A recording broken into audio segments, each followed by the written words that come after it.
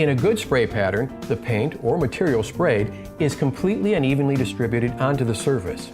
In this video, we'll cover several techniques you can use to ensure a quality finish. In this section, we will discuss spray patterns, spray techniques. Before starting your project, if you don't have a lot of experience with spraying, use some scraps of cardboard to test the quality of the spray pattern. You could spray a large flat area, like the side of a house, that's not easily seen. Or you can practice with water. Just make sure you let the surface dry completely before applying your paint. As you're practicing, start at the minimum spray pressure and slowly increase the pressure until a good spray pattern is achieved. This is a good spray pattern. Notice that there are no runs in the pattern and that the pattern itself is smooth and even. If your pattern has what are known as fingers or tails, an uneven finish, such as this, then the pressure should be increased. Spraying at the lowest pressure possible while still getting a good spray pattern will save wear and tear on your pump and spray tip and reduce overspray.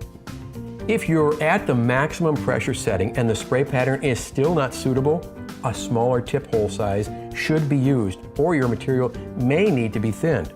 Follow the instructions on the back of your material container under spraying applications. The gun should be held approximately 12 inches from the surface and aimed straight at the surface. While moving vertically or horizontally, the gun should remain at a consistent distance from the surface. Fanning the gun to direct the spray at an angle causes an uneven finish. Flex your wrist at the beginning and end of each stroke to maintain an even coat. Don't spray at an angle. Keep the gun perpendicular to the surface.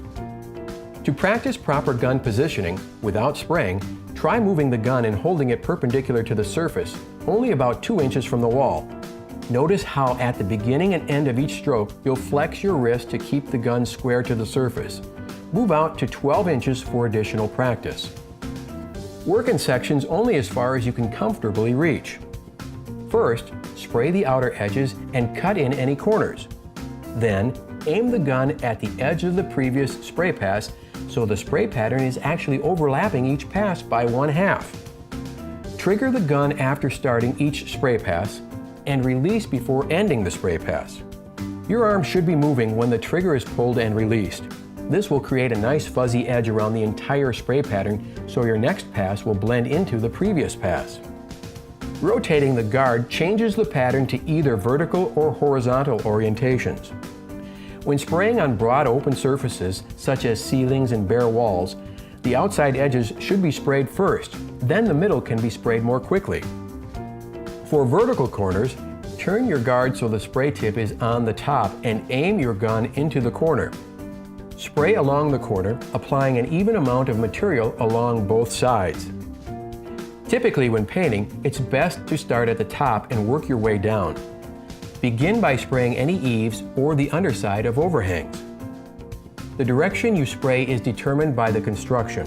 As a general rule, spray horizontal and make sure you direct the spray up a little to spray the bottom lip of your siding. With a little practice, this easy-to-use sprayer will have you spraying like a pro in no time. Remember, point the gun straight at the wall without tilting up or down or angling left or right. Start moving the gun before and after you trigger. Move at a consistent speed, and when spraying, overlap the prior spray pass by 50%. Allow enough time for paint to dry before removing tape from your trim. This will result in crisp, clean lines.